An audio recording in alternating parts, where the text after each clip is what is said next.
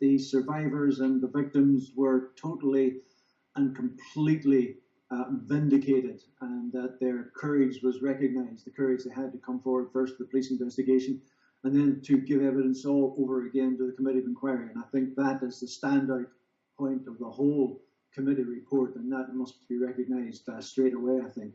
So in that respect, it was a success, if for nothing else, the victims and survivors. Absolutely. I mean, I feel it was total vindication for the survivors and the victims, and total acceptance of what they had said, and that the suffering that they endured was recognised and was made public at long last. You must also be feeling a little bit vindicated for Operation Rectangle.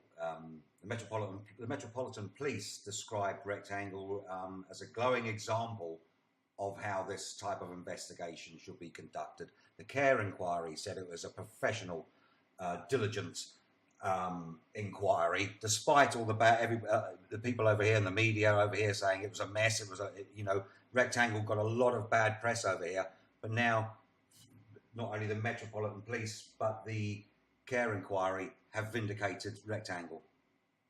Well, yes. I mean, the important thing about that, though, was that I always knew that the criticisms and the welter of abuse that myself and the investigation were getting was always coming from people with an agenda, and that agenda was to hurt the victims. And the best way to hurt the victims and to try and stop the story from becoming widely known and accepted was to attack those who were trying to investigate it. And that I always knew that was the case, and I never felt that, to be honest, that the majority of people in Jersey believed half of what they read or heard about the criticisms of the investigation, because even when not in Jersey, in places like Manchester and even in Italy, I had people coming up to me.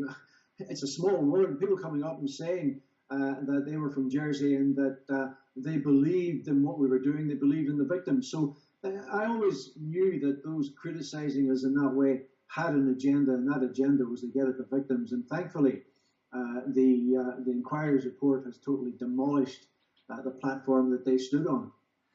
Do you know, I was interviewing former Chief Officer Graham Power, and do you know what he said? And I don't know what you think of it. He said to me, do you know what? Even if it was a bad investigation, which it wasn't, it's official, even if it was a bad investigation, he said, it was an investigation. We investigated. Yes. And that I think sums it up. He's absolutely correct. We did investigate it. There were investigations previously, and I'd go on to decry the attempts that one or two police officers made earlier on. But this was the first investigation to seriously listen at a higher level to the allegations made by the survivors. Before, one or two lower level police officers took on board what survivors were saying, but this was the first one that coordinated the responses from the survivors and truly believed in what they were saying. Yeah. Okay. And also, just getting back to the inquiry's report now, it said because one of its terms of reference was looking into was there political interference, and the inquiry found that the majority of politicians did not try and impede Rectangle. Yes, I found that a little bit odd, and I found that it actually asked the question that it didn't answer. If a majority of politicians did not attempt to interfere with Rectangle, and I wouldn't argue with that, the majority of politicians didn't attempt to interfere. It was a minority that attempted to interfere, and the Committee of Inquiry agreed with that the majority didn't. So therefore, the inquiry really then should have been looking at, well, how sizable was the minority that did try to impede the investigation? Who were those people? What did they do? And what effect did it have on the investigation and the perception of the investigation?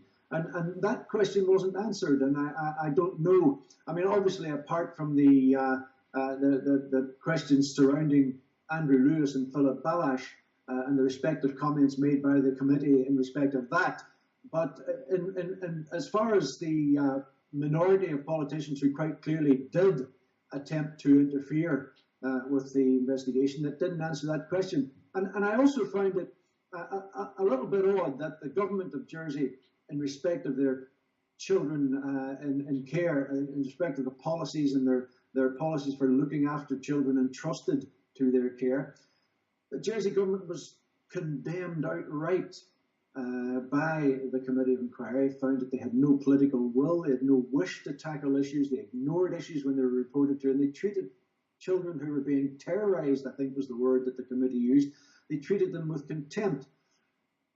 The government was roundly condemned as a unit, and yet all of the major players in that government were more or less exonerated of any wrongdoing, intentional wrongdoing by the committee. I find that very, very odd.